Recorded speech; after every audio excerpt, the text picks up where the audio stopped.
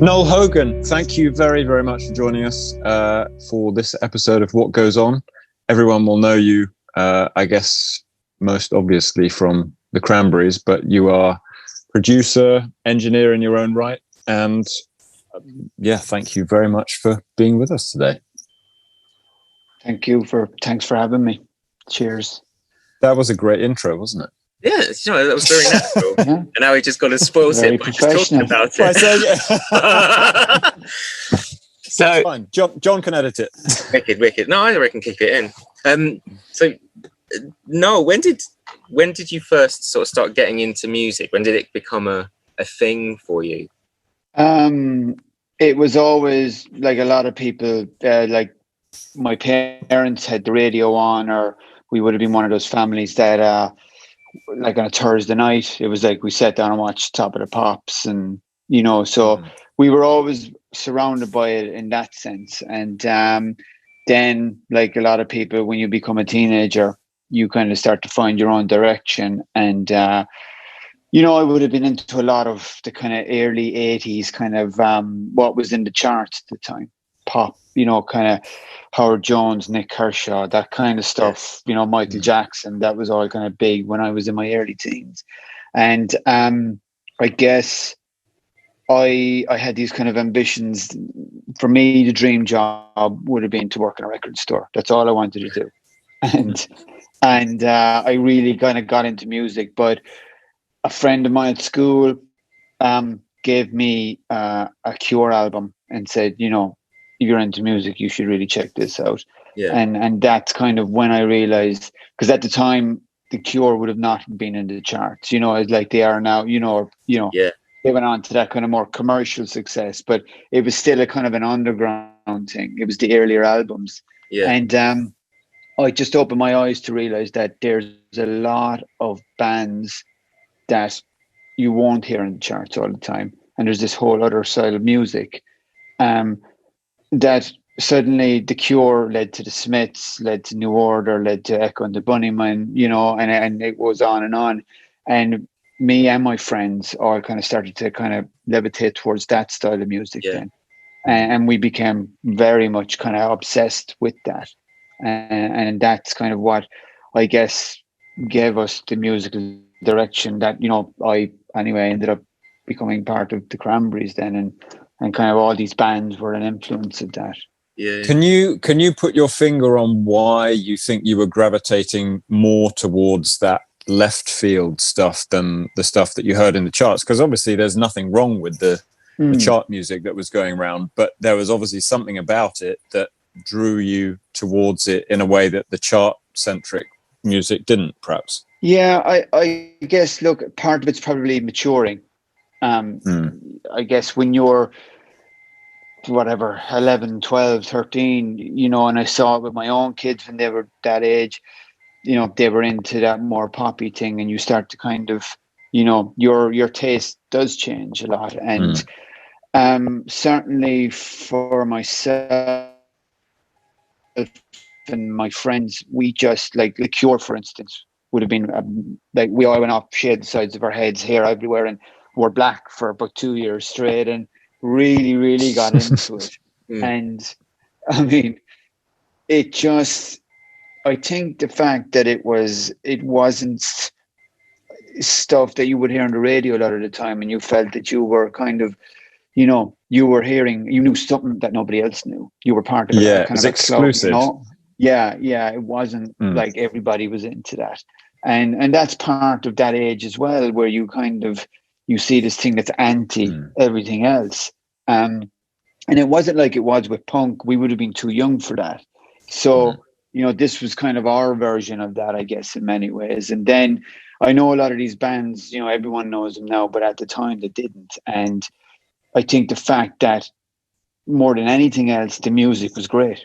And that's what we liked. It wasn't just that they were guitar bands, but, I've always been a sucker for melody.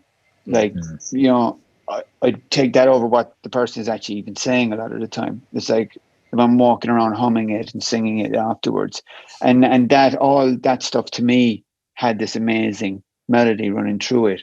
but played with guitars instead of synths and the other kind of stuff that would have been big at the time. Yeah. And did you when you first heard that music, did you ever think, oh, it would be really cool if I was in a band, I'd love to pick up a guitar or play the drums or something? Or you were just like, that's really cool. Yeah. That was it. I mean, I was very late coming to the guitar. I was nearly 18 and I had no ambitions to be in a band or to be any of that type of stuff. You know, it was like I still through my whole teens just wanted to work in a record store. That was, you know, and I even went for an interview at one point and but got really, really into kind of guitar based music and discovered all the stuff that, you know, I probably wouldn't have known about that would have been out in the 70s. And, you know, and you like, I remember we used to kind of save up our money, myself and maybe 5 or 6 other guys. We hung around together and we'd save up all year long. And at the time, Limerick, it's big enough now, but at the time it was a small town more than a city in Ireland. And access to kind of albums was limited. And we'd kind of just before every Christmas bus trip to Dublin, spend every penny we had in Virgin Megastore. That was the day out, you know, and then everyone coming home, putting out what they bought and all the, you know, the big old like 12-inch kind of albums and reading through everything. And, you know, it was just that buzz of it. And then from that, I guess we started to get into gigs. Then that was the next, and we became old enough that we could get into places. And that was the first time I think that we started to realize that you didn't have to be from like LA or London or New York to be in a band. Like these guys on the stage were guys that we drank in the same bars that we started going to. And that realization started to kick in. And my brother who played in the band with me, Mike, and then Ferg, the drummer, we would have been part of that gang. And it was really the two boys who wanted more so to be in a band or to start a band. And that's what they kind of did. They, you know, Ferg got a drum kit, Mike got a bass, and they used to kind of just jam together for, you know, they'd go to one of the other houses and just play together for, you know, a couple of hours and stuff and trying to figure out how this all glues together. And eventually, well, I just kind of sat there watching them the whole time, but not really a lot of more critiquing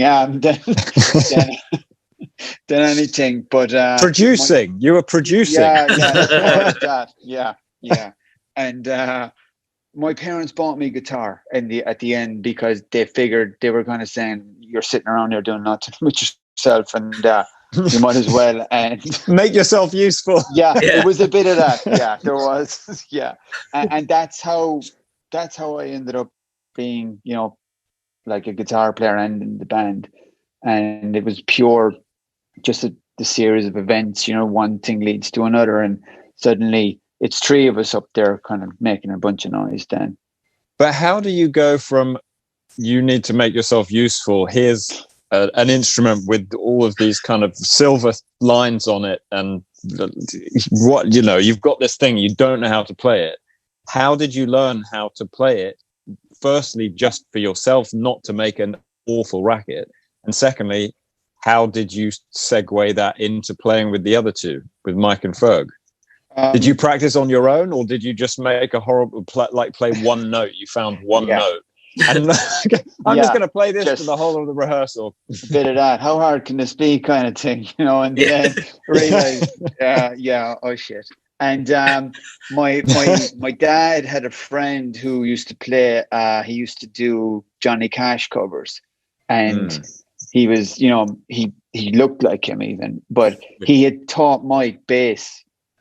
Kind of earlier that year. So my dad organized for me to go to him for a few months, and I kind of went once a week. And after about 3 months, he said to me, "You don't need to come anymore because you don't practice. You only play for the 30 minutes you're here. I can't do this."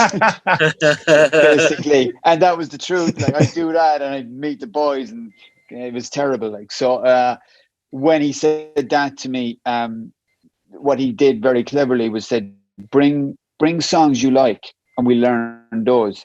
he was trying to teach me, you know, House of the Rising Sun, you know, the really basic stuff, but I wasn't interested in it. And it kind of, whereas I thought if I could play, you know, kind of, you know, a Cure song or a Smith song or something, how cool would I be? Kind of, you know, in the room banging this out. And I thought, yeah. And that's really what made me practice more, to try and get that. And then when the three of us got together, we were like obviously dreadful. We'd all just started playing and kind of started this thing, and not a clue, and then arguing the whole time, and you know, as brothers do, we just make a noise. But it was, you know, we know 2 chords this week. Let's just play them together for, you know, 2 hours. So, and I guess what really changed for us then, after a while of this, we met, there's a guy who lived kind of around the back of my house who was already in a band that were known locally. He was the drummer, but he wrote their songs and he wanted to be a singer in another band. He was going to keep doing the drum thing. This guy's name was Noel. I met him one day and we got talking, and he said, look, I'll sing with you for a while, but you got to do my songs. And we thought, fine, what have we got to lose? And really, through Noel, to give him credit, we learned how to structure songs and how a band should play together. Not one guy playing one chord and the bass playing another thing. And, you know, and we learned a lot from that. And that's when it finally started to take a proper structure of a band. And by that point, obviously, you could play more than 2 chords as well, which was useful. Yeah, 4 chords. That's what you need. You know what I mean? The big 3.5. Yeah. Yeah. That's cool. And so when did you actually start playing gigs? Because you mentioned that you knew people who were playing in bands, drank in the same pubs. What kind of age were you, and how long after you picked up the guitar did you do your first gig? Can you remember that? 6 months, I'd say. I was probably 18 at that point. Okay. You know, because I think I was just like, I was definitely 17 by the time I'd started playing. So, well, we played some gigs with Noel. We were awful. I mean, and that's polite. We were dreadful. And we did a demo with Noel that I still have. And, yes.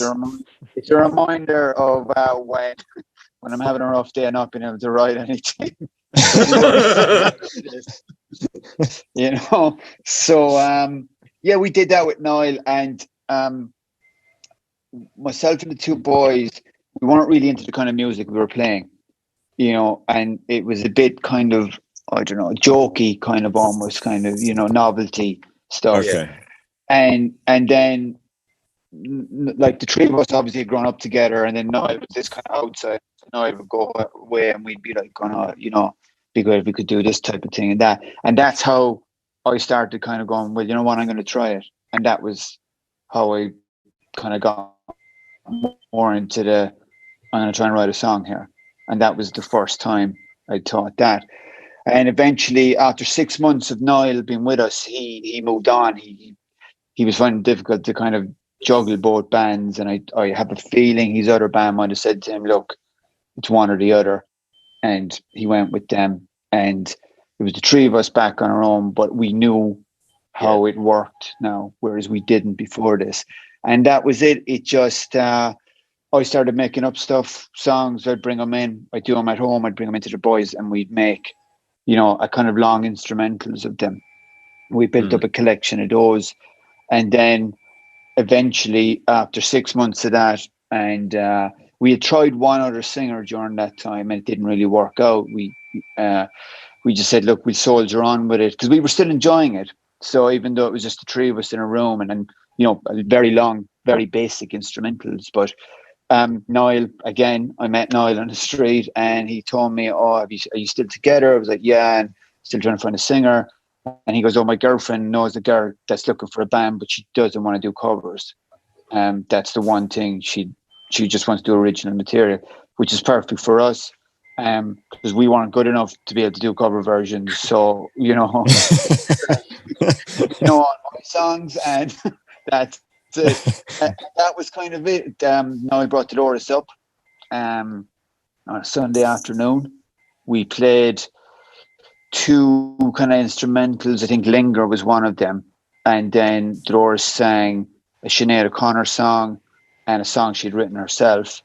And we got talking, and, I gave her a cassette with just kind of me playing guitar of Linger on it.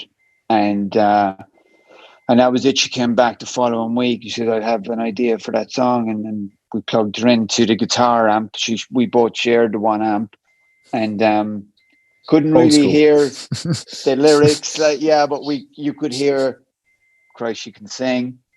She really could. And the melody was gorgeous. And that was it. That was the start of the Cranberries that everybody knows. Wow. So Linger was one of the first ones. Yeah. Literally the first song. Yeah. And it wasn't, I guess we kind of did it that way for a while, for a couple of months. And then we all borrowed money to get a demo together.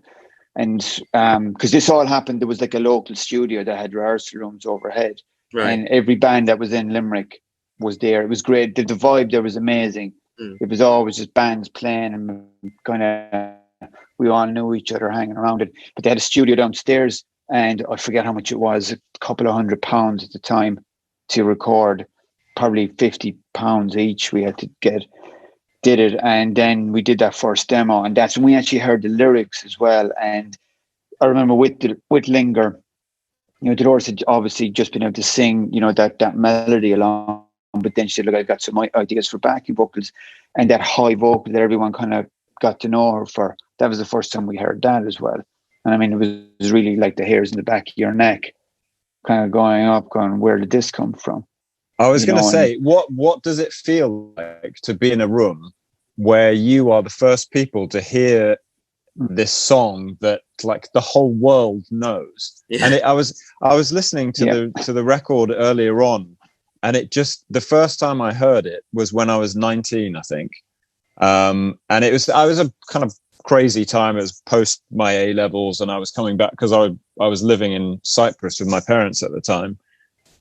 Came over to the south of France, and all of my Crow family cousins were together, and we were all kind of bonding over particularly that album, I think, sitting on the beach. Yeah. And it was just like mind blowing to me, this sound that was coming out.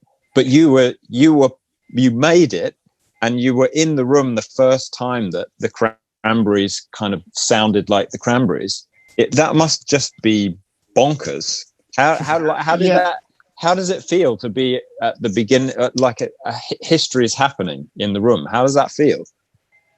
Like a lot of these things you don't know, and you don't think about it, especially when you're 18, 19. I mean, you're just so garmless, really. A lot of the time, you're kind of, that's just another song, and now Linger definitely stood out, compared to other songs we had. Because I remember even the first gig we didn't have enough songs to play a full set. So we did Linger as the first song and as the last song, because we thought it was really good, and it filled up the half hour we had to play. So it's, that song, I guess, in particular was always a bit, we felt it was the strongest song. But definitely, I do remember kind of being in complete awe of her vocal when she did it, and when you heard it all mixed together properly through a proper kind of console and studio speakers. I think we were all surprised that, and I don't mean it in a cocky way, but kind of surprised at how good it sounded, that we could do this. And I mean, it just kind of helped push us on really a bit more, because that demo was for the 4 of us and for nobody else. That was the plan, that we were never going to do anything. But of course, you play it for all your friends, and you play it, or family, whomever, and everybody was like going, why aren't you sending this away? And, we would have had older friends that knew kind of how things worked a bit more than we would have in the record industry. and they were like, you really, really should send this away. And that's the only reason we did, because even though we liked it, and we obviously, we thought it was good, we were playing it for anyone who'd listen to us. But, it's like someone came around and it's like, here, listen to this. And it was only by really kind of being poked a bit by, and a couple of the guys that worked in the studio, in the actual studio part, were saying like, you should just print off a bunch of cassettes and send them. And they kind of helped us a bit. And I had finished school and I think I wasn't working. So I kind of said, look, I've got nothing better to do. I'll just do that. And we got a bunch of addresses from the back of a magazine of record companies in London and just did it real old school. You kind of, type up something, cassette, send it off, and fingers crossed. And what was the response to that like? Did you get lots of response, or was it like, thanks? We got one response from Rough Trade, who were, because at this point we'd all become massive Smiths fans.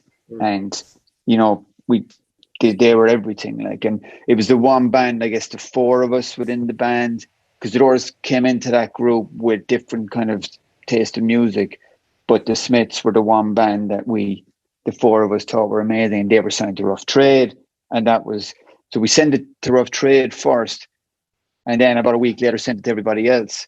And eventually we did get a letter back from Rough Trade, and the problem was it was a girl who sent it to us, and she was like, if you can come to London, we'll definitely come and see.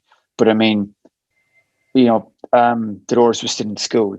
Ferg was, had just started working. My brother was an apprentice plumber at the time. Money was tight, and getting to London, it was never going to be a thing. But that demo made its way to an agent, and they were the ones who got in touch with us and said, if you want to do some gigs, we'll sort it out for you. In the UK, we completely bypassed Ireland, because very early on, and I mean, this is no disrespect to any Irish bands at that time, but we noticed a lot of the bands they'd come to town, then 2 weeks later they'd be back again and again, and we kind of thought, I just don't want to do that. I don't want to do that circuit of kind of, and it would have been big enough in Ireland, but we kind of had bigger ambitions than that, I think. And we went straight to London, and when we were offered a kind of a tour with a band called Moose in the UK, we took that, and around that time we'd started to get a lot of interest from other record companies. The demo had slowly but surely made its way around, and I think even at that point we may have done a second demo, and suddenly I think it's a kind of a case of where record companies don't like to be outdone by another record company.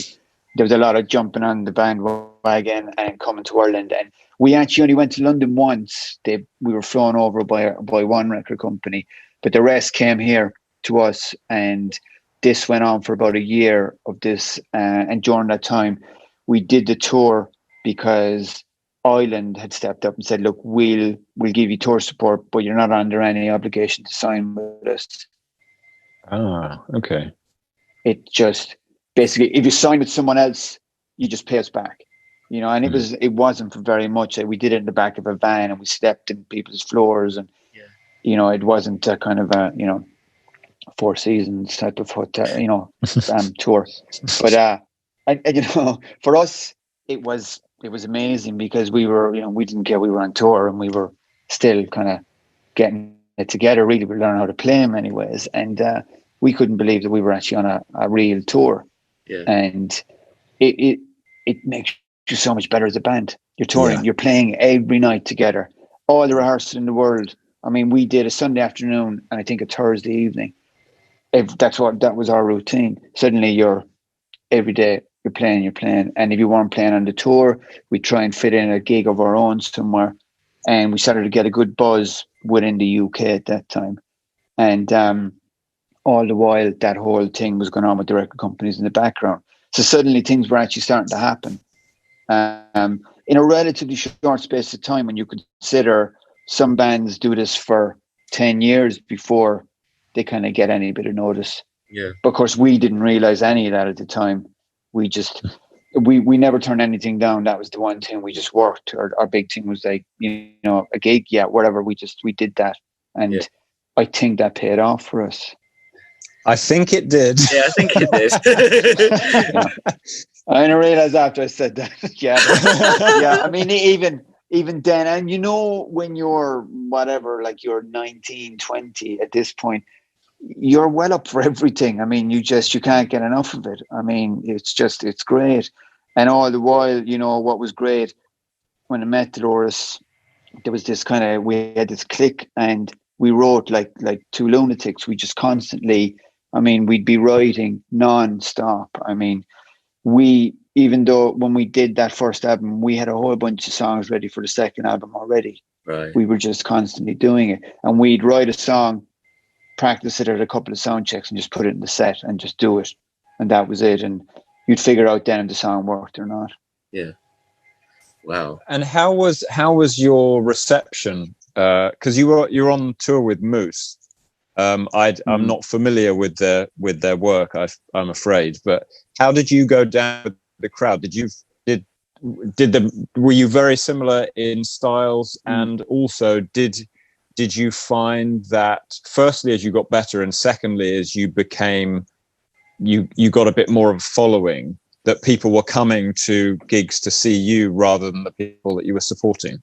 Yeah. There was a handful that followed us for years after that. Some of them even came to the States when we first went over there. They just arrived. And it was like we started to get a bit of press. We got like the front of Enemy and Melody Maker, and the dreaded The Next Big Thing happened then. And, and we were really aware of all of that this is probably not a good thing.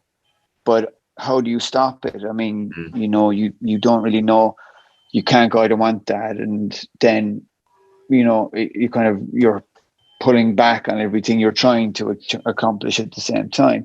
So we did start to build our own name. Moose were what I would describe as very much a shoegazer band at the time. It was like really loud, kind of lush guitars with the vocal kind of more of a mumble. Right. But they were lovely guys. They were so good to us. I mean, they were great. And then we did during that time, we signed with Ireland, and they had a band called Top from Liverpool.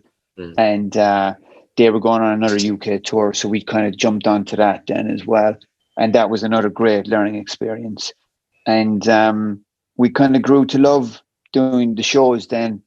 And if anyone, if there was ever like, oh yeah, do you want to do a gig? It didn't matter where it was. We just, we'd show up for it. We did it.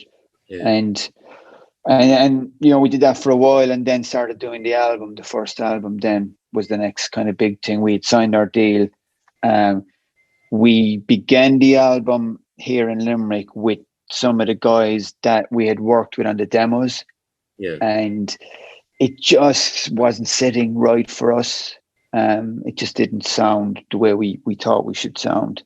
And after about 3 weeks of that, we kind of parted ways with that chap. He was producing it, and he was kind of managing us at the same time, and there was a kind of clash of things there. And then the A&R guy we had at the time would sign us. We had signed to Ireland, but the New York office we had signed to a guy called Denny Cordell, who was real old hippie kind of guy. Then he was like, he had produced Whiter Shade of Pale, and he knew, he name dropped. He was best friends with the guy who used to own Ireland. His name is gone, but Chris Blackwell.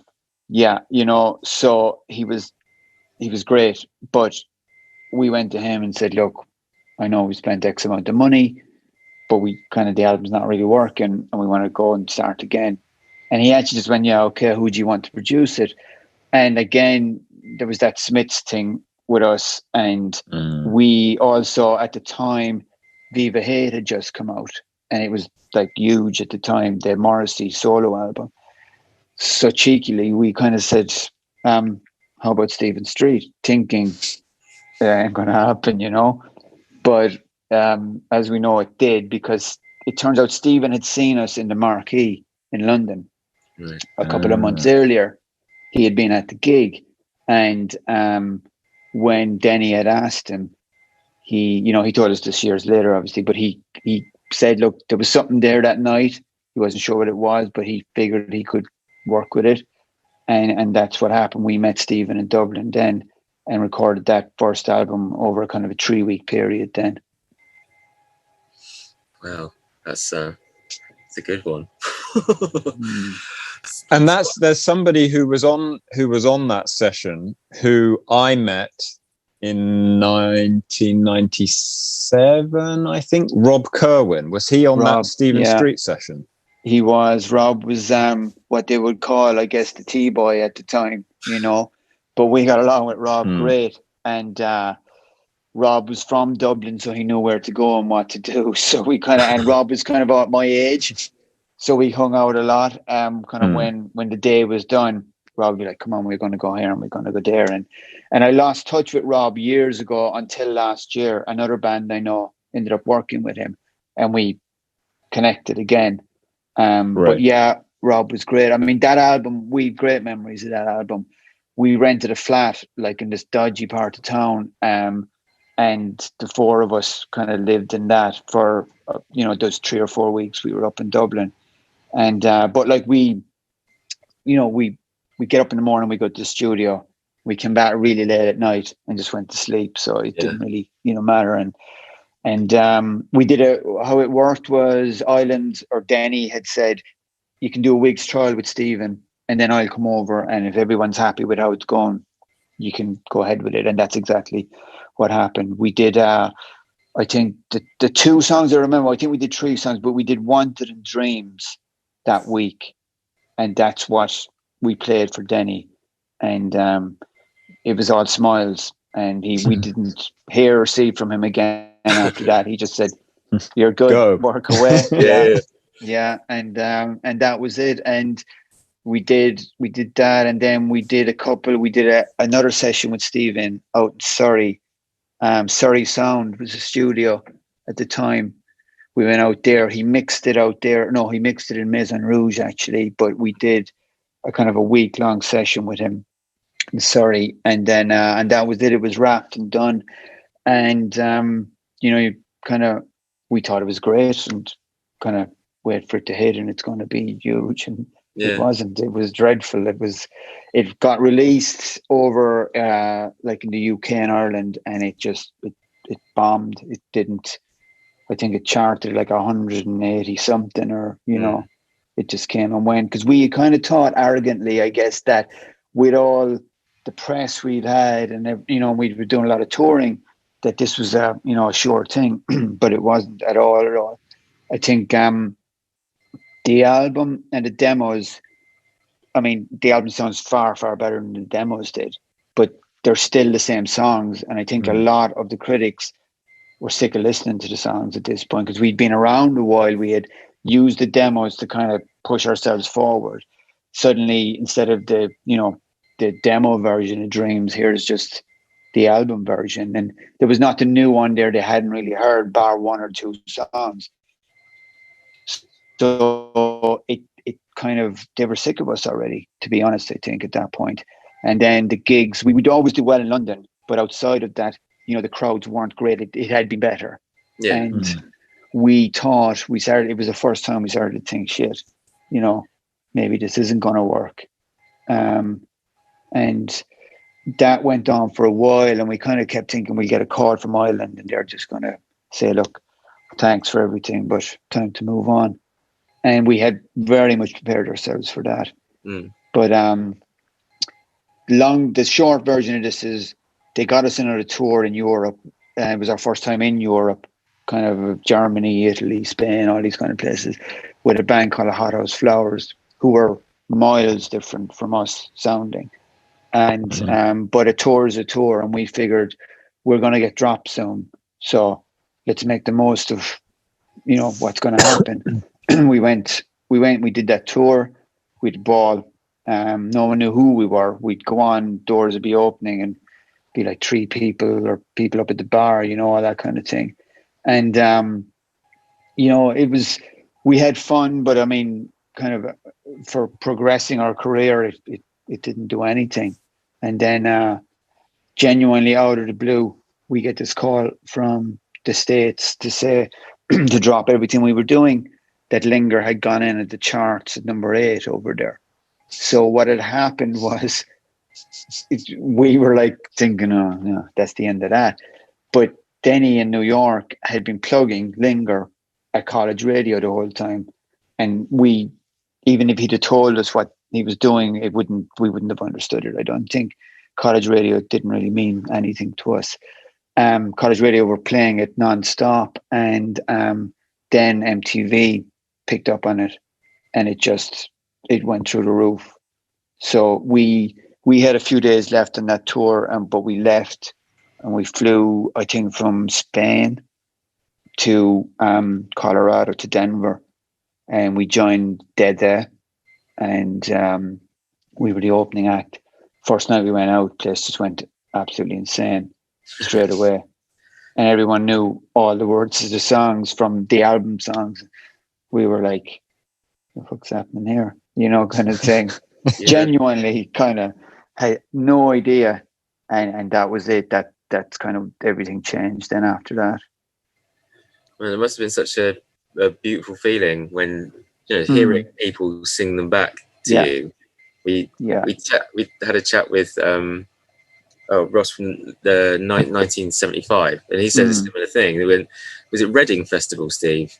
I think so, yeah. They went out and it was packed, and the tent was packed, and it was packed outside, and it was just, he came off stage almost in tears. I think he was in tears.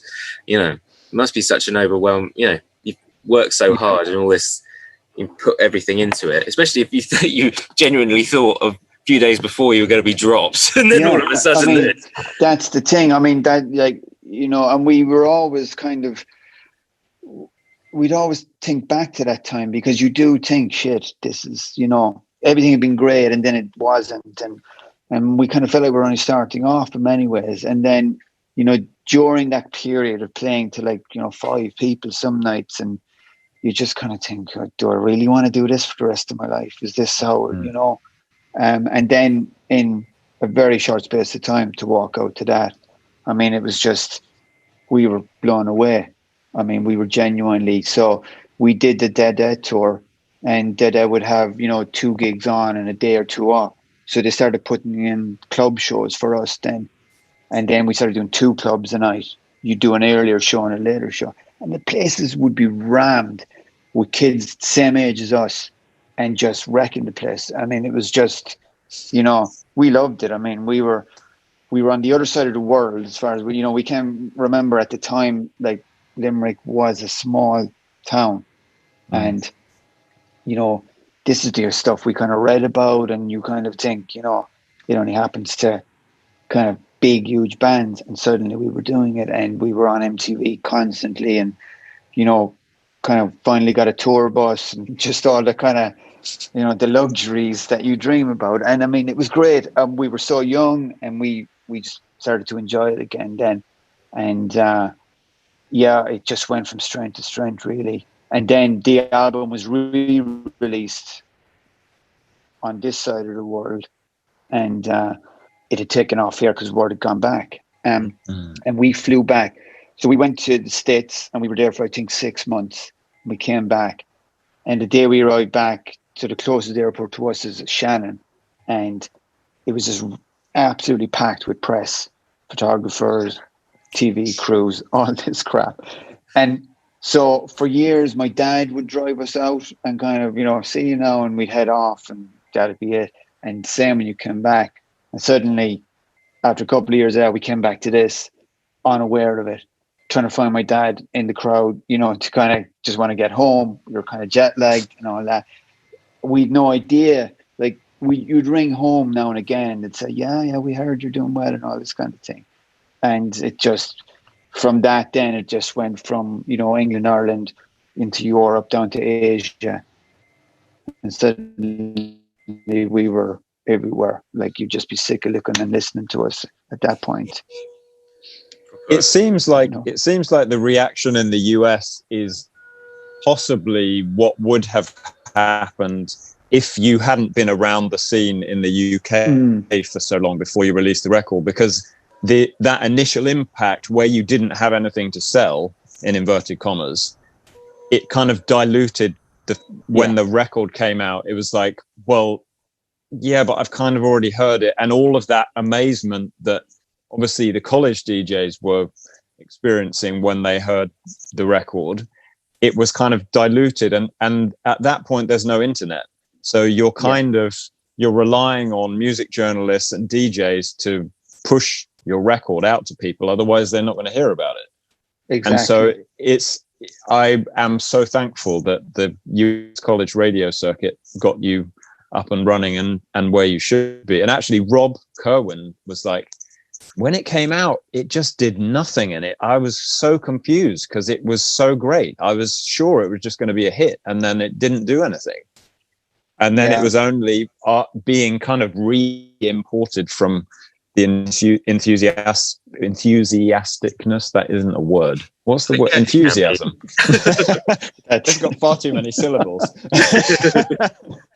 The enthusiasm from the US basically relit the flame over here.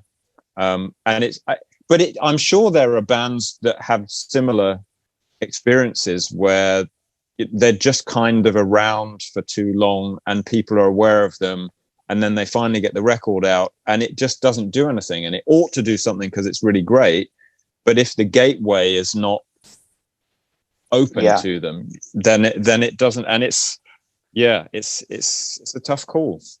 It is, because I you'd wonder if we'd assigned with the London office for Ireland, would it have translated across? Really, would New York have gone, we're going to push this, we believe in it, So I mean, it's like a lot of things with this business. There's timing, and there's just one thing, kind of, that domino effect of one thing you don't know it at the time, but it leads to another thing and another thing. And there's I guess at the top of the pile, you got to have good songs, but there's a lot of stuff that needs to be in play underneath to work at the same time. Even meeting Dolores, I mean, if I hadn't met Noel that day and he forgot about it, I met him 6 months later. There's all these little things that you don't take notice of at the time, but I mean, they lead to that end result of, thankfully in our case, like a happy kind of way it came about. And can I ask, why did you decide to sign with the US office of Ireland rather than the London office? Because that's really interesting. It was Denny. He was the only one who came to us. He was, like no one in the London office ever came to us. So first guy that showed up here in Limerick was Denny. And so Denny had, he knew Ireland well anyway. And he had a house in Wicklow that he would come and go to. So we kind of were brought up there, and it was this big old manor-y kind of house, and it was gorgeous. And he kind of educated us in music that we were completely unaware about. It was amazing at the time. And we weren't signed. It was that whole wooing process of, and we met, like, Denny was older than all the other A&R guys we met. And he didn't promise you the world, which is something we got from a lot of the younger guys. Oh, promised you're going to be this, you're going to be that. And and it sounds great. And, but then he was like, look, you got to do this much work and you got to do it this way. It was more, here are the facts. This is the way it is. And we can do that and we can lay it out, because genuinely, not that these things should matter, but financially, Ireland weren't the biggest offer we got, but it was solely him that sold it to us, and he stood by his word. And I mean, I have so much to be thankful for him, because he could have just thrown in the towel and went, look, the album didn't happen, but he didn't, he kept plugging it away in the States. That's great. So, and then I guess you did 2 years of touring for the first record? Is that about right? Yeah, around that. And as I was saying earlier, we'd come back now and again. We'd we'd get a week off or a weekend or something, we'd always come back here, the four of us, and we'd even try and rehearse if we could, new stuff, because we loved writing new songs. And that's kind of what happened. We had the second album written really soon after the first album. I've always looked at that as just one long writing session, from the day I met Dolores all the way up. And we were touring. We were super tight then because we just toured and toured. We weren't really here that much. And then so the first album does really well and gets re-released like a year later back in Europe, and it goes through the roof. We're in doing the second album when the first album is still in the charts because of that. So we go to the Manor with Stephen. That was like a residential studio, and we did 3 weeks out there, got all the bass and drums done, and then went from there to the Townhouse in London then, and started working on all the other parts. Stephen had taken us skiing during that break between the Manor, and Dolores had a bad accident, and he has not lived it down, almost 30 years later. We don't mention it when we're around each other, but he knows. So Dolores ended up like wrecking her knee in a skiing accident and ended up in hospital forever. And we went back to London and we went straight in, and we had a lot done with the drums and bass. So there was loads of guitar we could do. And we started to run out of ideas that were like, but thankfully Dolores would come in a wheelchair and do the vocal and then wheel back out again. We got there. It took way longer than it should have, like that album, because of that. And myself and the two boys moved into a flat that was over the studio that Townhouse used to have. So we just kind of partied for, the kind of downtime there, because what else could you do? We were just going and waiting for our parts are done, Yeah. So, no, it was great. But I mean, that album then came out really kind of just as the first album was starting to kind of move down the charts. We came out with the second album, Zombie was a single, and it just, I mean, it had been big, but this went beyond anything we'd ever thought we could manage. It was just, I guess at that time we were probably one of the biggest bands in the world, but we looked at ourselves like still this indie kind of guitar band, like the bands that we grew up listening to.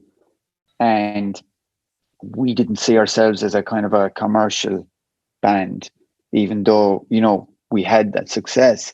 It was just important to us that, I guess the thing was, we would always, Dolores and I'd say, you have to be able to play the song in an acoustic. If you strip away all the bells and whistles, that you can just sit down and play it. And all the songs were written that way, with either Dolores on piano or else I bring in a guitar thing. And that's how, we stuck to that right to the very end. Man, yeah, it is really important that you can break the song down to that sort of simple part. Exactly, yeah. I remember a friend of mine, when I was a girl I was in a band with, she would play like Nirvana songs on a piano, but make them like really beautiful. It just sounded, it's a similar thing. You can just take all the guitars and everything else away, and the song itself stands on its own. It's a skillful thing. Because I do love great production, and that you can do amazing things, but sometimes you've got to wonder with some of today's music, if you were to strip a lot of that out, what are you actually left with? Because sometimes I find vocally it can be just this repetitive line that, if you were to sit with it on an acoustic, it kind of probably wouldn't be very good. So like everything has its its place, but that was just what we believed and what we wanted. The kind of music that we grew up listening to was the kind of music we wanted to play. And we'd always say, if you weren't in the band, would you listen to this now? Would you go out and buy this? And that's kind of what we've always tried to do. And coming back to what you said earlier about melody, it's, I mean, melody, of course, is super, super important. I'm a big fan of lyrics as well, but there were quite a lot of the memorable moments, and possibly this is helpful because people don't need to remember the words. Memorable moments on the first record are just Dolores kind of la la laing. Yeah. And that's pretty easy. Those are easy lyrics to remember. So when they're going round your head, you can just la la la, and whether you can sing it or not is irrelevant. You can hum it and you can imagine yourself singing it, and that's it's all about, like you say, it's all about melody, and it sticks in your head and just stays with you. Yeah. Because I saw, like, recently they used the opening of "Ode to My Family" on Family Guy, and he knew none of the other words, just the do part. He's going round and round, but it's a perfect example of how it's only a do, but it's, when you walk away, it's on radio, and like 2 hours later you find yourself, as we all do, whatever song, that's the bit you're do, you're kind of, that's what sticks in there. And that's like a gift Dolores had, was that she could, between all the noise going on between the three of us in the background, she could find those spaces to put those things in, and it just kind of would always fit then. Because the great thing with Stephen was, he was great for us to not overfill it and leave that space for the vocal and the melody to kind of float around over everything we were doing.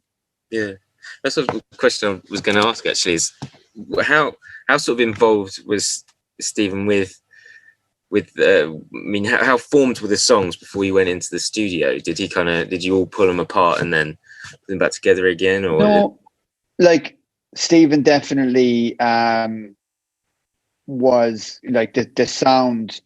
We knew what we wanted, but we didn't know how to get there. And the demos, like, structurally, there would be changes here and there, but the songs were kind of the way, like Linger and Dreams, particularly there. They were like that on the demo, but they just sounded dreadful. Yeah. And, Stephen brought that thing where, firstly, he makes everything sound gorgeous. And also, instead of me kind of playing and then going, that'll do, there was no, it won't get it right, kind of thing. So, and he taught us all that and to listen to each other, like with Mike and Ferg, it was like, lock into that, like, this is, do that push or pull it back here. These are things you don't think of when you're kind of, one, I guess, still learning how to play, and two, you're in the middle of it. You can't see the wood from the trees sometimes. So, and then he'd work with Dolores at night. She liked to sing at night, never during the day.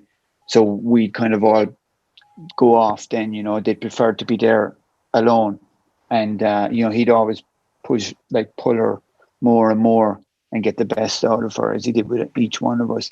And that's why, I think, bar 2 albums that we did, Stephen produced all of them, all the rest of them, because we just clicked with him.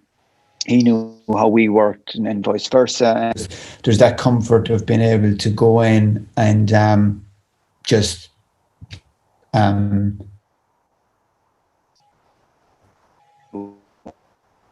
again.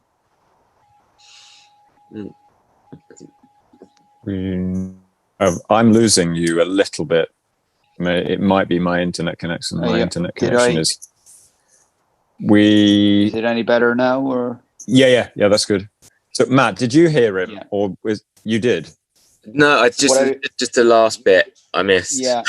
Well, no, all I was saying was, look, the thing with going back in with Stephen time and time again, there's a thing, like, we have worked with other people, and there's a little bit of getting to know each other, and sometimes that can take a bit of time, and maybe it doesn't really click sometimes. So I think with Stephen, we text each other, like, we still talk most weeks, and you're kind of going in with a friend. Yeah. And in saying that, like, he will, once it's time to start working, the joking goes out the window for a while. And that's been great to have that, and everyone knows what their job is within it and how to get there. Yeah. So, and we'd always we were never a band to kind of go in and, okay, let's just start playing and see what happens. We'd always demo everything from back before. When we toured, we try and demo on days off. And then as technology kind of moved on and you could kind of set up a laptop in a room and kind of get the ideas down. That's how it kind of developed as years went by. Because when you tour a lot, you don't have a lot of time for getting into studios. To do demos, you kind of have to allocate, we're going to do the album this month and that's it. So we'd always like to know to a point what it is we're going in to do and not walk in kind of cold going, let's see what happens kind of thing. Yeah. And on the touring side of things, how have you found that over the years? Like having, obviously you've got kids and things, and how did that all fit together? Was it when the kids, I have two older girls who are both around 20 now, 20, 21. When they were born, it was hard. Kind of the first few years, you kind of soldier through it, trying to act like life hasn't really changed a whole lot. Because we toured all through the 90s and none of us had kids and none of us had any kind of obligations. We got married during that time, but a lot of the time, our wives or husbands would come out to us or, there's that kind of thing. But then kids come along, it definitely changes. And that's why in 2003, I think it was, we kind of all sat down and we all had kids of similar ages at that time. And we were struggling a bit, to be honest, to kind of go away and then to be away as long as we used to go away. And it was kind of, we just said, look, we've had a good run and, I'd say we could come back to it if we wanted to, but let's just take some time away from it. And that's what ended up happening because of that then. And, I remember at the time people going, oh, you broken up or you this or you that. And we were like, and then when you're trying to explain to people, no, we're just taking time off. Automatically everyone goes, no, you're finished. They're broken up. They're never coming back again, but it was just that. I mean, we all kept in touch and it was nice to get away from it. We had done 13 years at that point straight. And, it was starting to lose its shine a bit for everyone. I mean, the fun kind of that we really had in the earlier days was going out of it. You were starting to miss home. And then I remember you come home for a couple of weeks and the tour was coming up and you're like, I'd really, really rather not do this. I would prefer to be here. So, I mean, it was great. We all went separate ways for a while and it just, we all kind of did different things. Some of us kind of didn't do anything. But you had that luxury of kind of, I've done my work now. We worked hard. I have to say, I do think through our 20s and into the very early 30s, we lived for the band. Everything else took a back seat. And look, we had great success for it. I mean, I'm not complaining. We were so lucky and we realized that, that when the break came, then we enjoyed it all the more. But look, eventually, I mean, I think it was 6 years we didn't tour again for then, or and bit by bit, just you kind of, I remember being on the phone to Dolores and saying, oh, I have a song there I might send you, and that's how it kind of started. Kind of sent the song, sent another one. We ring the boys and see what they're doing, and then suddenly you're in a room. And, yeah. Let's do a tour and see what happens, and then you're back. So, but there is that thing of when you stop doing it for that long and you do those first few gigs again, and that adrenaline buzz and it all comes flying back very quickly. You go from that sick feeling in your stomach before you go on, from nerves, and then once you have halfway through the first song, you realize no, nothing is going to explode and nobody's going to work. All the things you think are going to happen, and it just, you're back doing it again, and it is something it's very hard to walk away from. And I've had like I'm sure everybody who does this, that's it, I'm done, I'm never doing this again, and and then of a month later, it's like, I could do a gig now, kind of Yeah. So, yeah. So were you during that break? Because that's a long break. 6 years is a long time. And I guess you're the main guy, along with Dolores, who's kind of writing music for the songs. How long did it take you to get back on, like, get that itch again to be writing or playing? Like, did you just throw your guitar in the corner and not look at it for months on end, or were you always? I ended up doing an album pretty soon after that break, because I had started writing what I thought would be the next Cranberries album at the time that we decided. So I had a collection of songs, and I had kind of grown an interest in kind of what computers could do at that time, as in with programming and things like that. And a guy called Chenzo Townsend that would have worked with Stephen. So I became great friends with Chenzo, and he knew a programmer. Yeah, he's brilliant. And he suggested, we were in the townhouse actually, and he said, there's a guy who works downstairs called Matt Vaughan, who is a programmer, and he's worked with everyone and anyone. You should talk to him. And I did, and I started going over and back to London on my own with him and working on songs that I didn't really know what would become of them at the time. And they were all instrumentals, and I built up this collection of songs.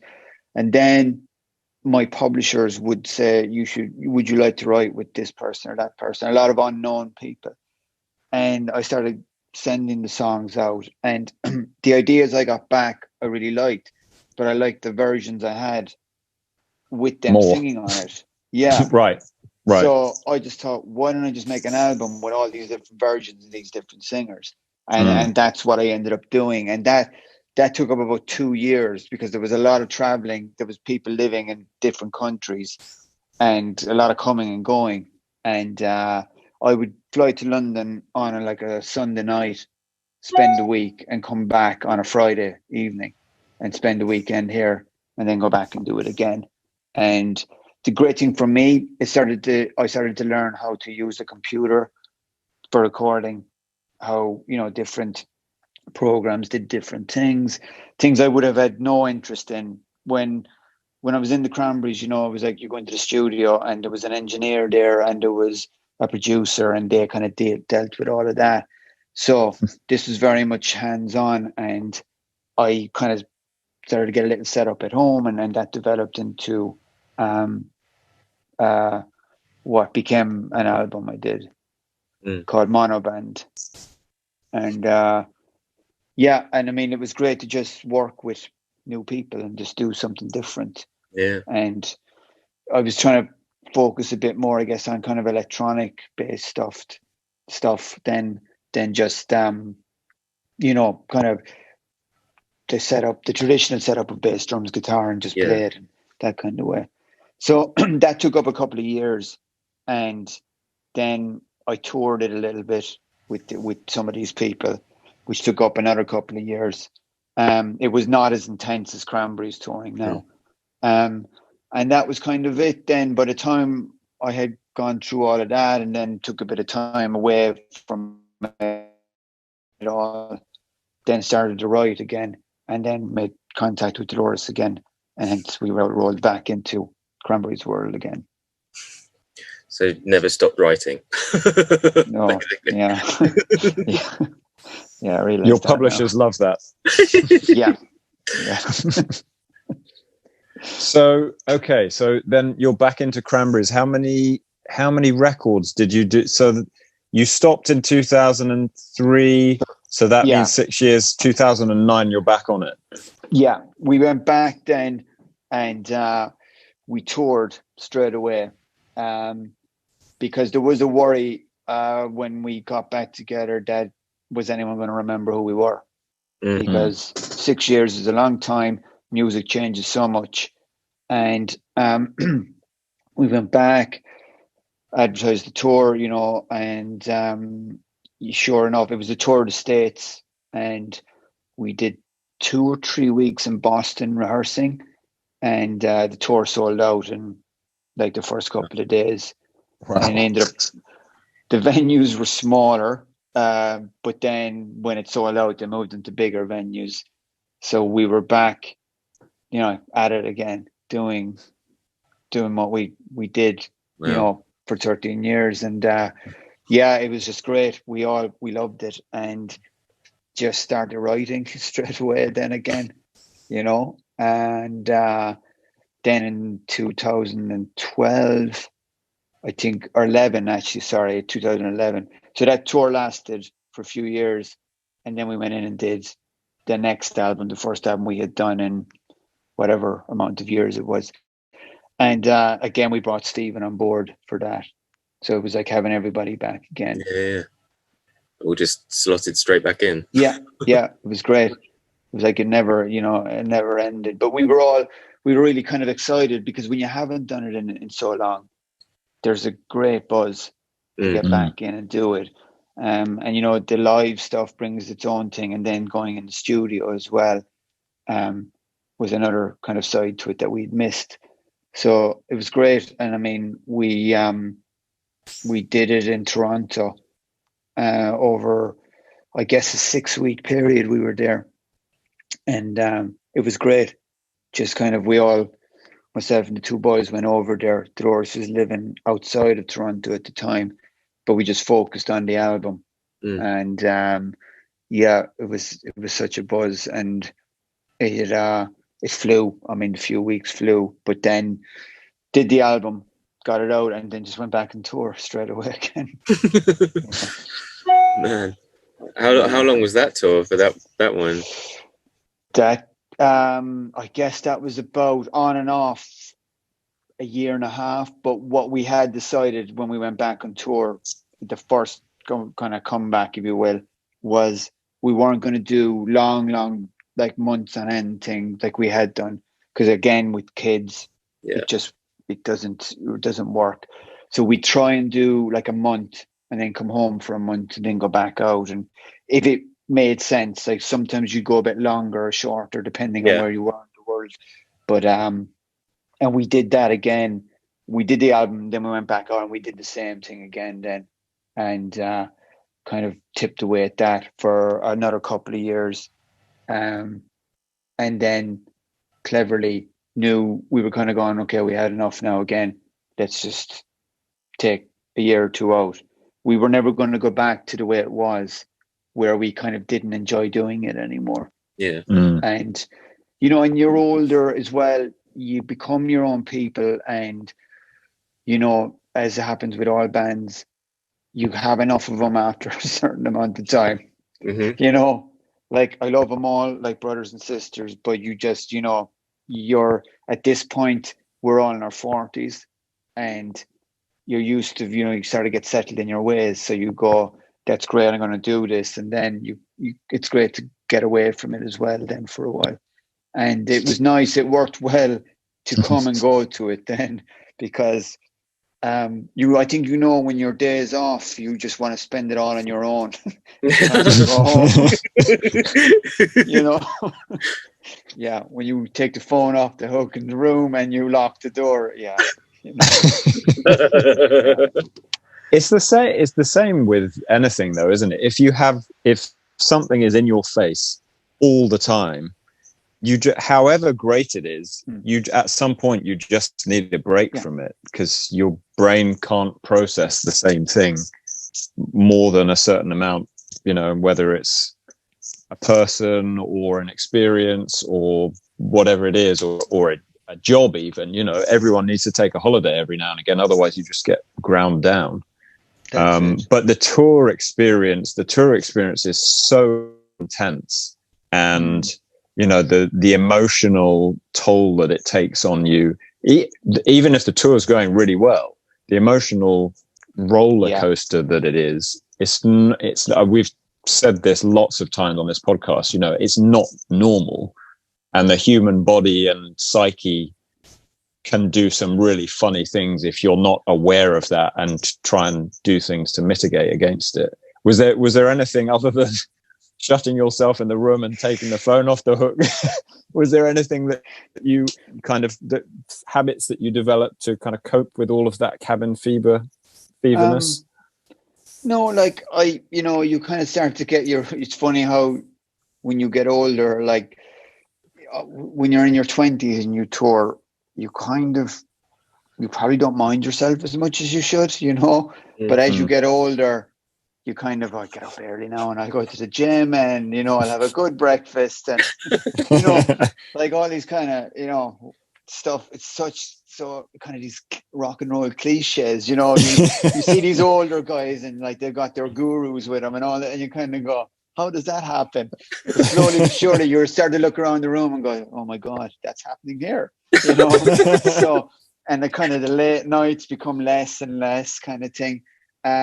But no, I mean, you would do those kind of things where you try and mind yourself a bit better. And it was nice. Like, I think everybody would be thinking the same way, that like, I got a day off now and just going to do my thing and kind of chill out and stuff like that. And look, the odd time, you would all hook up and go for dinner. But more often than not, it was nice to just be in one place for more than, an afternoon. Because sometimes on tour, you're driving overnight and you get to a hotel for a couple of hours to go in and shower and get yourself sorted, and then you're checking out again that afternoon. It's not, like a bed for the night. So things like that you begin to appreciate more. And there was no one really had, like, I know Dolores was big into walking, so she'd go off walking for hours on end. And, I genuinely would just kind of hang out in my room, go for a wander around. If I haven't been to a city before, it's nice to go and see it if you can, but all quite boring really compared to, the earlier days,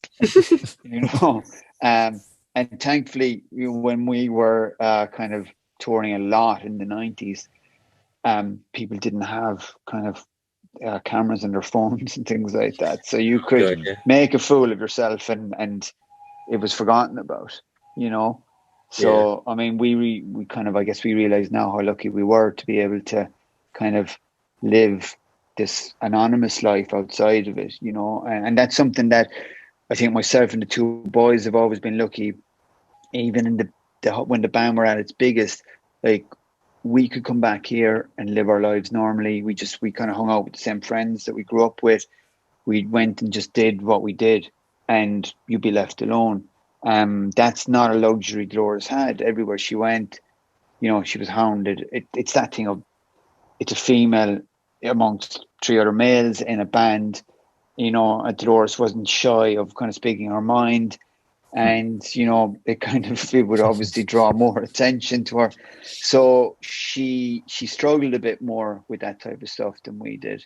Whereas like on a day off, I could wander around the city and, probably not be recognized at all.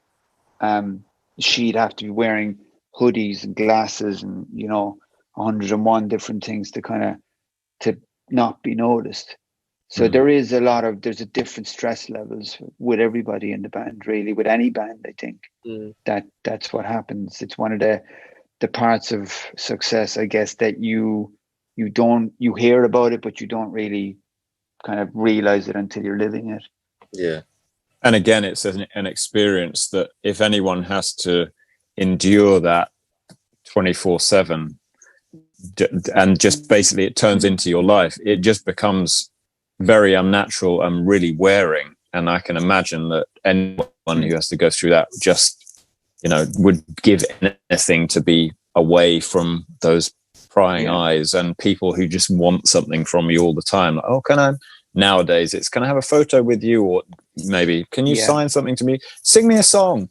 Like, no, I'm not doing that. Yeah.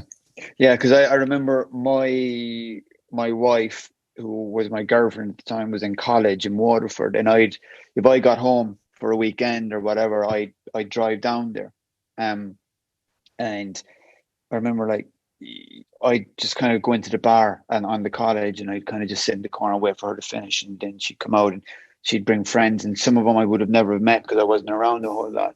And then, it's funny because people go, you're not at all what I expected, because the band were big. And they were like, you know, I was like, what do you mean? And we're like, well, we thought, you know, you'd be in a leather pants in the corner and kind of, you know, this kind of like real LA rocker type thing, you know? And it's like, and I probably would have done the same thing, you know, before I was in a band that did well. I had that image of it all. And it's funny when we had all that success and you'd go to these premieres or these awards things and you'd still be in awe of all this carry on around you. The four of us used to be just going, you know, you'd be like, oh, look, that's such and such and that. But all this kind of over the top kind of glam thing, we could never really, it wasn't our world, and we never really kind of got into it, you know. And at the minute we got time off, it was like back to Limerick and, you know, hook up with your friends, because that's the world we knew and grew up with, and you know, we felt more comfortable there. Yeah. You've got leather pants on now. Busted. Just be honest. yeah. You're lucky I have pants on at all, you know. It is lockdown. Yeah. Oh my gosh. Oh man.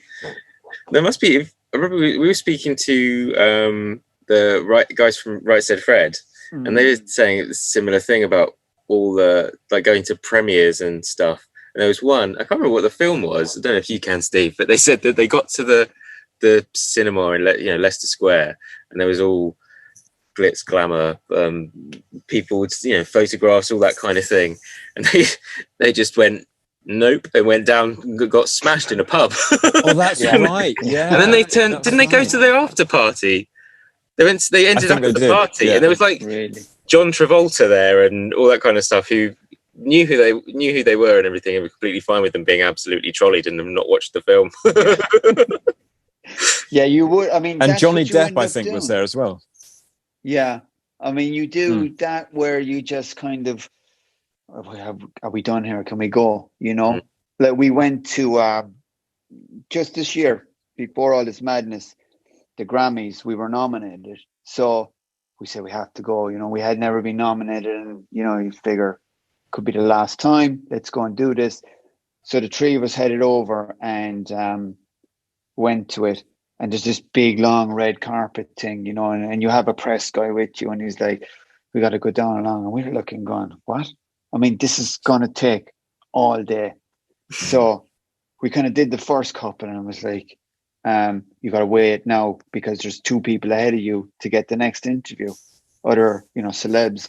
We were like, fuck this. So we just kind of started going along. And if we saw a spot where there was nobody queuing, we just went up and did a couple of words and moved on like that. And this is a really long day. And we finally get in there, and you know, it's on. And about an hour into it, we're looking, going, we just get out of here. And it just, what ended up happening was that they were like, oh, but you have the after show, which is a whole other thing. And we were like, can't be arsed. Just, but the car won't be back. He was like, we got an Uber. And we just went back uptown and just went to a pub. Spent the night there with a bunch of other friends, because we were all on a group chat going like that. We're up here and this and that. Just got the hell out of there, like, you know, because it's either you're into that and that's your world, or you just want to enjoy yourself, you know. And that's kind of the way we'd always do it. Like we've been very lucky. The crew that were with us have been the same crew really from the beginning, bar one or two people changing. So we'd have that little gang of us together that, you know, on days off or whatever there was things going on, there'd be a big gang of us heading out, and you know, we had great fun that way. That you knew the people that were with you for the right reasons, you know. And it's been great like that. And no matter how many times we took breaks, you'd ring up that, you know, individually, you'd ring those guys up and go, we're going back on tour. Do you want to do it? And they'd be like, yeah, when and where. And it's just been brilliant to have that for so long. So that's kind of like a support network, isn't it? Because you have the shared experience of tour, and you kind of know what you need off tour as well. Like you don't, it's coming off tour. I've not really done any touring to speak of, but in the like week tours that I've done, when you come off tour, you like you're from a different planet. You feel a bit like an alien. And so if you've got other aliens on the other end of the phone, then you can kind of say, you want to go for a beer? Exactly. It's weird because you're going back into like normal life. I mean, you have stuff to do that you don't really. I mean, as time goes by and, you become more successful, you upgrade to nicer hotels, you have a tour bus, a lot of stuff is done for you. I mean, you hand a bag of laundry somewhere and it gets done and you pick it up and those kind of things. And, whereas you come home, like I have 4 kids and it's a busy house and, there are nobody here to do the jobs, that the bin's got to go out and the food needs to be bought and all that kind of stuff. So I know I've heard of people who come off tour and they kind of check into a hotel for a few days before they go home. And I get why they do that. For me, I think you're just prolonging the pain of, kind of, it's just days wasted trying to kind of adapt back into it again. And the worst thing, I guess, is if sometimes you've very bad jet lag thrown in the mix and, kids are coming in at 6 a.m. and you've only fallen asleep, an hour earlier. So, but I mean, look, it's part of it and you get on with it. And I mean, it's part of this life. If you want to do it, this is part of it. And I still wouldn't trade it for anything. I mean, as I said earlier, I didn't really have any ambitions to do this for the rest of my life when it began. So I consider myself very lucky to be in the position I am, that I can do this. And like anybody, I guess you sit down and wonder, what if I hadn't have done this, and what, how different your life would have been. But I mean, there's no way of telling that. So I just appreciate it, really. Yeah, I mean, wherever we find ourselves in life, I think if you're not being thankful for the things that you have, which so often we take for granted, like health, particularly at this time, yes, things are going badly, but I think I'm separated by about 2 degrees maybe from anyone who's died of COVID so far, and I'm very, very thankful for that. My wife is a nurse, and she's been nursing COVID patients, so she's seen very, very sick people as well. So she's seen it much more than I have. But just things like health and family and all of those kind of cliche things that people roll their eyes at. But you got to be thankful for those things. And when you're a rock star, you kind of feel like, well, maybe I ought to be thankful for that as well. Be thankful in your leather pants, in your leather pants. Be thankful for the leather pants. Yeah. I know. I want to get some leather pants now. Feel like a rock star. Next time you see me now, Christmas Day on Instagram, my new leather. Yes. In fact, we might buy you some leather pants and send them to you for Christmas. No, I'd be all sweaty in front of the fire Christmas Day. So, and now, the sort of elephant in the podcast. Obviously, Dolores has left us, and it feels like I probably didn't do enough research before this, but I'm guessing Cranberries is kind of, there's a line drawn under the Cranberries now because obviously Dolores is gone. Was there any sense of that as you were working on the final record, or was it just purely her death that kind of brought it to a final halt? Yeah, it definitely was. I mean, it was the overriding thing, I guess. Doing that album, we knew, this is the end of it, really, because the Cranberries is the 4 of us, particularly on record, over the years, for whatever the reason, one of us might have been missing for a gig or so, and you get someone to stand in, and but I mean, we knew we were lucky. We had these demos with her vocals on it, and if Dolores hadn't passed away, there's no way in this world we would have considered the end of the band, because the day before Dolores passed away, we only spoke about touring in China. That was to happen Wow. a few months later in March. So, you know, it was like business as usual. We'd started writing this album, and it was kind of, we'll tour bits and pieces and then get in and do the album through that summer. So, you know, it wouldn't have been the conversation we're having now if it would have been do the album, do the tour, and probably take some time off again, and then, you know, go back to it. And it's one of the great things that's always been there for the Cranberries, is that you can come and go to it. I mean, there's not a lot of bands that can do that. Sometimes when you come back to it, there isn't any interest there. But, you know, we've been lucky.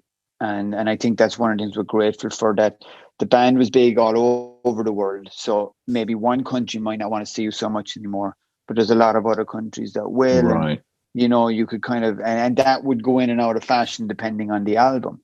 So, I mean, we definitely knew doing the album, like it was hard.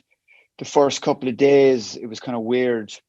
We were used to playing to Dolores's vocals, because the way it would have worked as time went on, she kind of hated hanging around, and she felt sometimes that her singing the song over and over, it would just, for her, it's kind of loses its magic. So she'd, you know, we'd maybe do a click and I'd play acoustic and Dolores would sing over it. And then we have the vocal, a very rough one, but then let's work on getting the bass and drums now. And we'd build it. And Dolores would come in the evenings then and work on vocals. So, you know, she wouldn't hang around. And sometimes she might go, look, I'll come back. If this is a Monday, I'll come back Wednesday and see how far you've gone, and we can take it from there. So for us to be in this room together, the three of us with just Dolores's vocal, that was a familiar thing for us. But I guess you are constantly aware that she's not coming in. She's not coming in on Wednesday. Yeah. And also this was April and she passed away in January. So it's not that far gone at that point. That's quite soon after, isn't it? Yeah. And it was Stephen had said that to us. Look, you know, there's a lot of emotion here now and feeling, and maybe that's what you need to capture here, as opposed to, you know, there's the option of leaving it a year and coming back to it, but are you really want to, you know, do you want to do it in a year? You mightn't, and you may never, your feelings change during that time, and you might think, okay, if this isn't the right thing to do now. Whereas we were on that role of, I had all the demos here, I was only going through them, and I sent them to the boys, and we were kind of getting all that together, and it felt like the obvious thing to do was just flow right into the studio and do it. And that's what we did. And we were around the corner from your place, Steve, there in Core then, you know, at the time. And it just, after a couple of days, I think maybe we did the Monday to Friday. And then whatever we had done that first week, Steve kind of did rough mixes and we all took it away for the weekend. And I remember being back, you know, in the place I was staying and listening, and kind of shocked at how well it sounded. Because there is that worry, this sounds like we're, you know, cutting this here, but we just worried that we never wanted it to be like that. And we had an agreement that if we felt that it was going to be like that, we'd pull the plug. And it didn't. It genuinely didn't. It just felt like the four of us were in a room together. And this was just a rough monitor mix. So I think from the second week on, they kind of, there wasn't that feeling of doom and gloom that there had been. It was just this kind of celebration of it. And the workflow really started to come together then. And, you know, that lasted really until the last day when we finished recording. That, you know, the last song we did for it, called In the End, I think the three of us, we never said it, but till afterwards, we didn't say it at the time, but that was the last time the three of us would be in a room together recording as the Cranberries. Yeah, you that know, must have been really you crazy. Knew that after, when you think back, like even before Dolores came along, when the three of us were in either Ferg's house or my parents' house, you know, you had gone, this is the full from there to there, and that was it then. you know, and that was kind of hard, kind of weird as well. But yeah, like, I mean, I think we were really, really proud of that album. And then, you know, as I said, we were nominated for a Grammy then for it as well, which kind of was, we didn't win, but it was nice to be down, you know, to the last few people that were in that group. Recognition. It just, yeah, exactly. And it just, for us, it, you know, it was nice. And I remember near the last few days, I went across to the record company and played it for them, played them 4 songs, and their reaction was like far better than they were like us. And to be honest, we expected it to sound like a kind of a patch job, whereas it doesn't. It sounds like you'd never know that, you know, Dolores had done her vocal in her apartment in New York, you know, and a lot of the bits that I had demoed, we ended up keeping, which we had done for a few years anyway. You know, Stephen, you don't need to redo that, and things like that. So it just all it fit together. And I mean, having Stephen there, if it was never important before for that album, it definitely was, because he knows us better than anybody.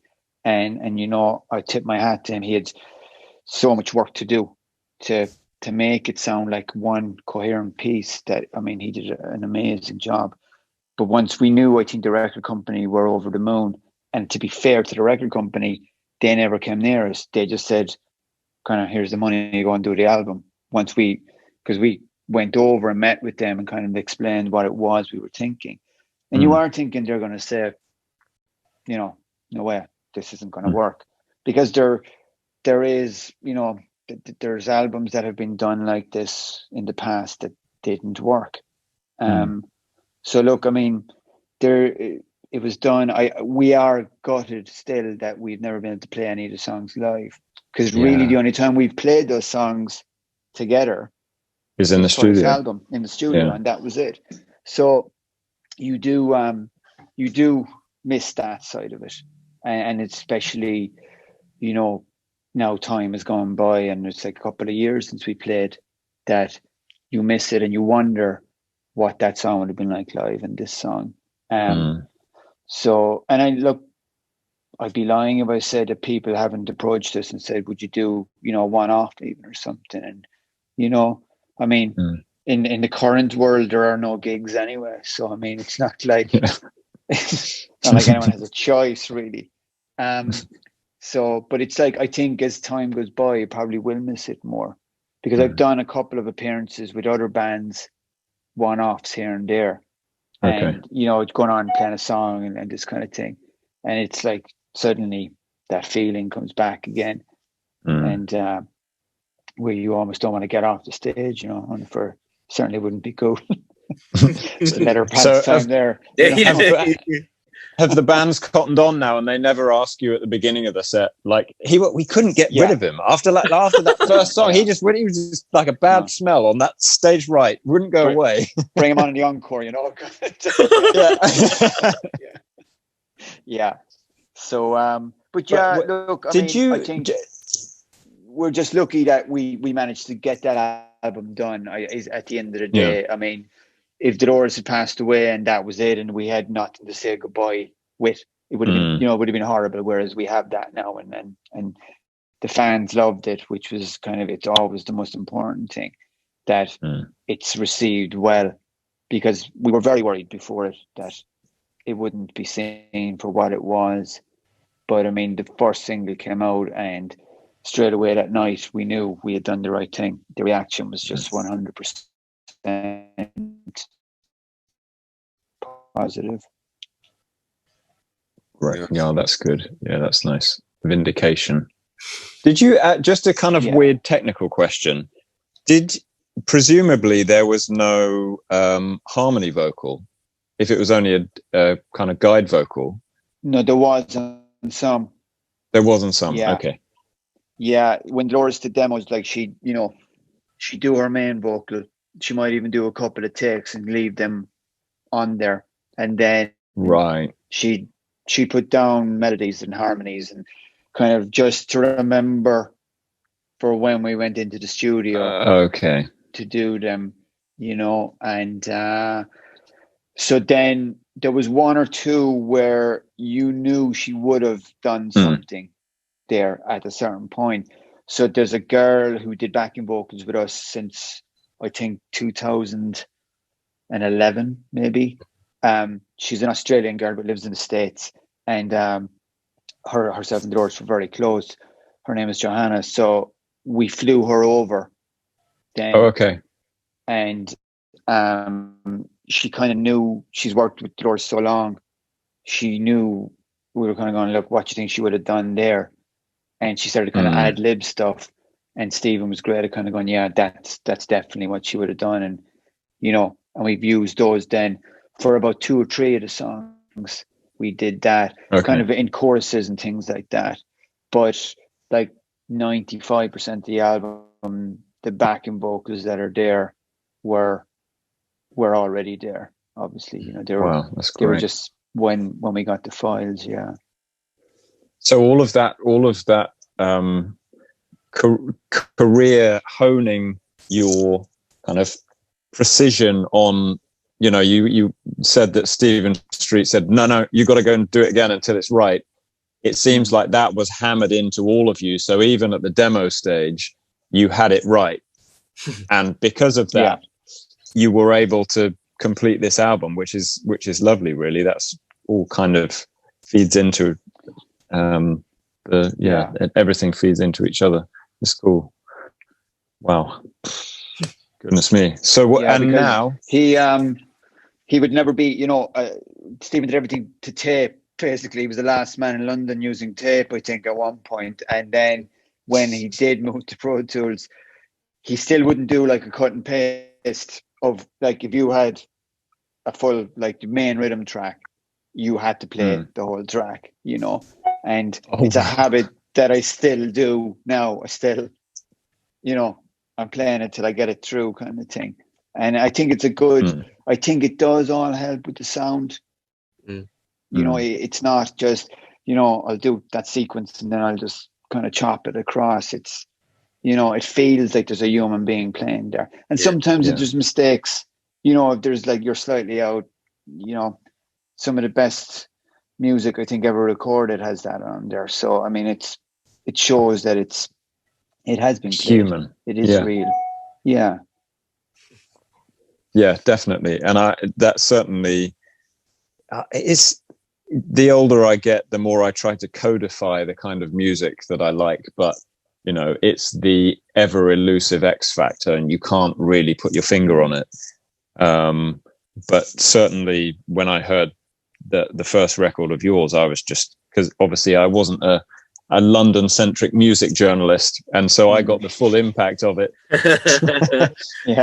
But it strikes me now that you didn't, I mean, maybe perhaps the sound of the instruments did, and I can, now that you say that you make the Smiths reference, I can kind of hear that.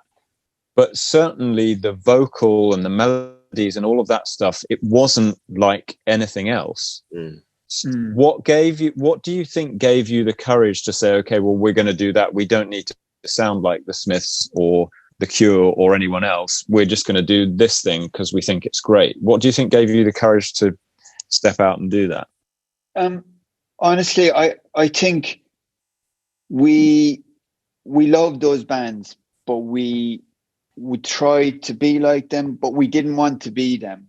And then it just kind of, this was our version of all those bands mixed together. And I think, so you had that music from the three of us, and then Dolores, you know, started singing, I think she was about 4 or even younger, and she sang in the choir. She, you know, she loved to sing kind of traditional music.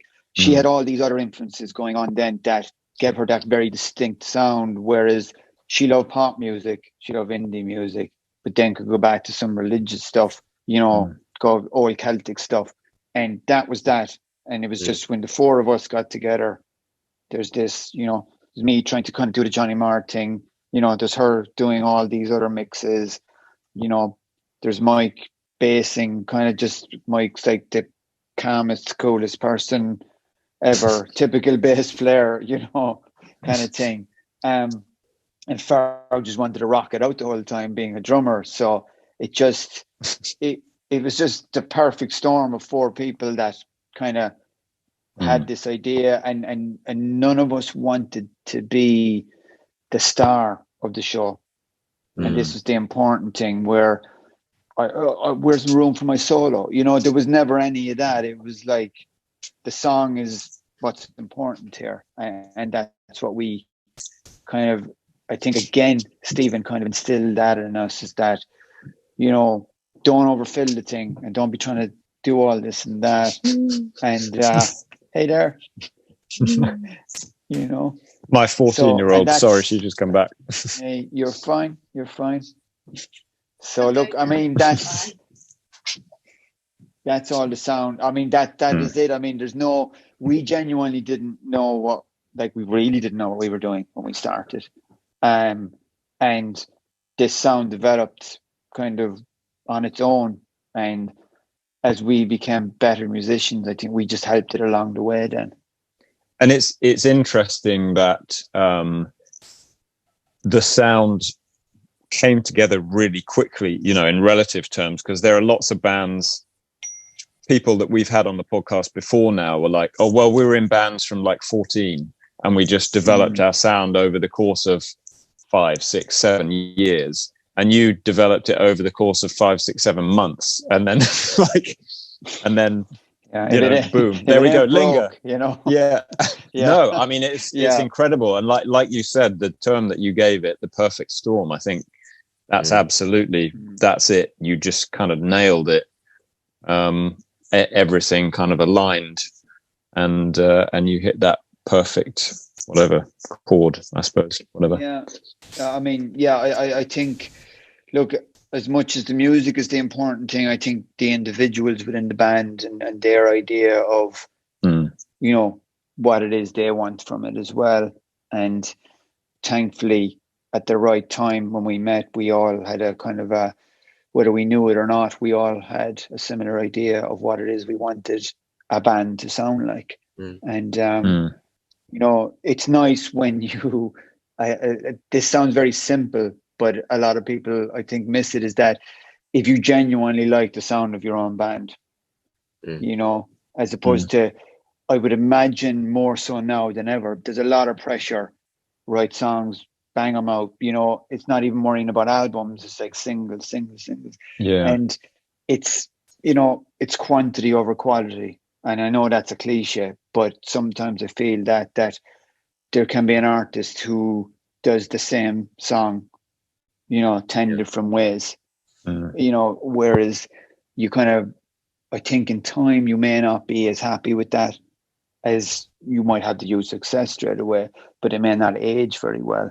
And it's something that I've only realized since Dolores passed away, because it's the first time I've heard a lot of our music for a long time, because between remasters and reissues and stuff being on the radio, it actually has aged pretty well, I think. You know, compared to some of the other stuff that came out at that time. It hasn't, you know, it's held up pretty well, I think. And I think because you weren't trying to get yourself into a certain musical crowd, you weren't trying to identify with any particular musical crowd per se.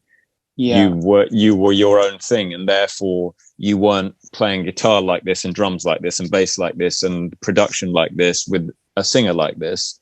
You're not kind of tying yourself down to a specific point in time, which is that's the dream, really. And you know, when you're young, you don't even know that, you're just kind of getting on with it. Because, you know, people would, I've had this 100 times where people ask about like Zombie. Did you know it was going to be, you know, what it became?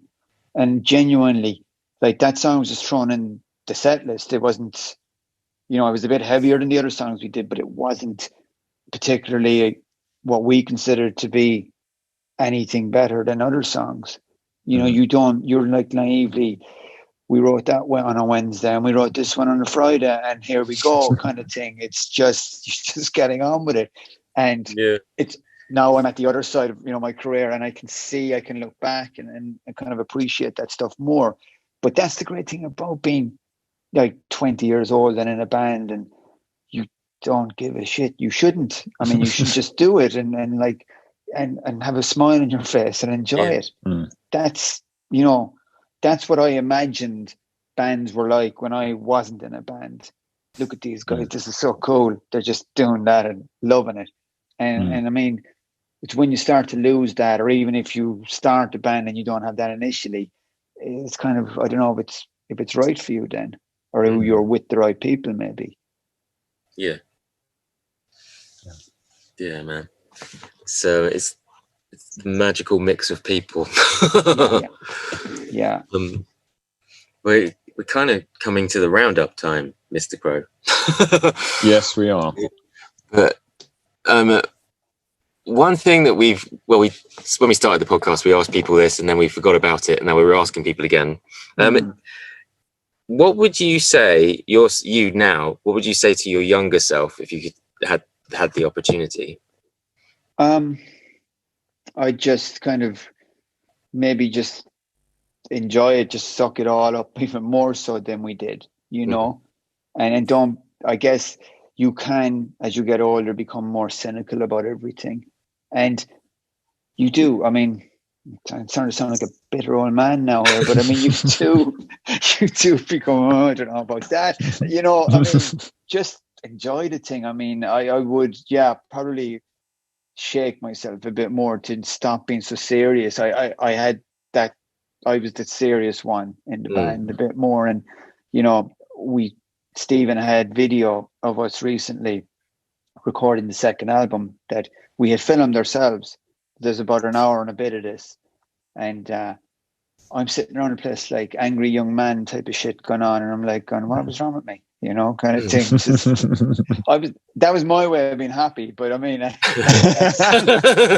you know, like the other two are in the corner, like wrestling, and I'm over kind of looking at it, like kind of thing. So yeah, I guess like, because I did at the time, I appreciated it and I did enjoy it. So I couldn't really kind of tell myself, my younger self, to do that, but just, I guess, not be so kind of angry about other things as well then, you know. And it's an age thing. I know I've said it a few times now, but it's definitely, I think you get older, you start to have your own kids, you realize there's a lot more important things, you know. And I think in particularly after this year, the world we live in, you know, when you realize like that you're healthy and everyone you know is healthy, and you know, that's what should matter, because things come and go, but I mean, you know, people kind of, they're the thing you should cherish the most. Yeah, beautifully put. Thank you. Also, another thing, what music have you been listening to recently? Have you got any the new bands or artists that you've sort of found? I've been struggling, I'll be honest, this year to find, and I started going back listening to stuff that I grew up listening to, because I've been at home a lot more, and kind of, you know, you go back listening to music more so than the running and racing lifestyle you would have. And I just was like, oh, I haven't heard this album in ages. And I listened from start to finish to albums that I completely forgotten about. You know, like in the last 2 weeks now, I've been going through this New Order thing. Like, I haven't listened to New Order in years, and it just, you know, playing all those albums again, and it's mad. You still remember the words, the lyrics, the songs that I haven't listened to since I lived in my parents' house in my late teens, and still sounds great. You know, I mean, and it's been a lot of that lately, kind of going back and kind of going on to whatever Spotify, and sometimes, you know, you listen to a bit of that and then it'll suggest something else for you and you've forgotten about, like Echo and the Bunnymen or Lloyd Cole, all this kind of stuff that would have been huge for me at one point in my life, but just because of, you know, you get into different kinds of music and you get older, and I've been listening to, particularly this year more than any other year, kind of a lot of that stuff again, and like that, it still sounds great.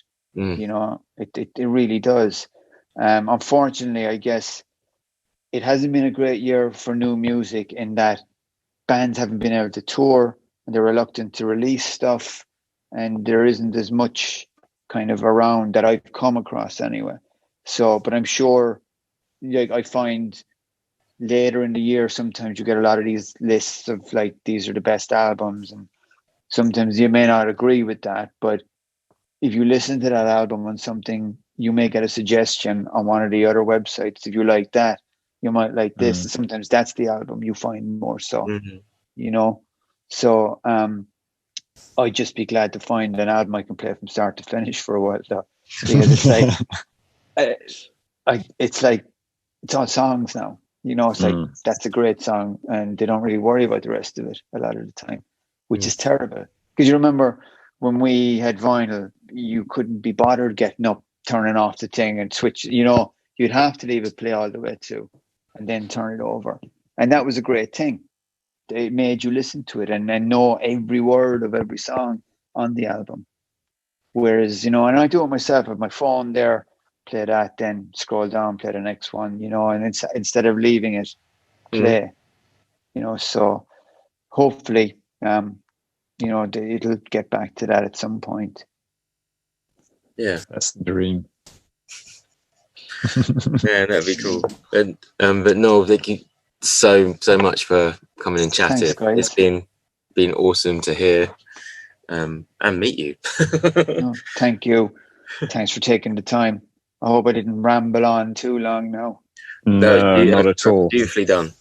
Good. You know, I'll be going back into reality now in a minute in the house. You know? Yeah, me too. I think my middle daughter's got. My middle daughter is a real firecracker, and she's got a friend come over. I don't know whether she's here yet. There's no fire in the house yet, so I guess not. But she makes Alexia look like a little lamb. Yeah. So reality is about to smack me in the face pretty quickly, I think. We're all going that way then, and we're all heading back into reality. Right, breeze. Like coming off tour. Yeah, what goes on podcast stays on podcast. But thanks so much, guys. It's lovely to meet you. Yeah, thank you. Man. We'll see you again. Talk soon. Cheers, man. Bye, guys. Bye. See ya.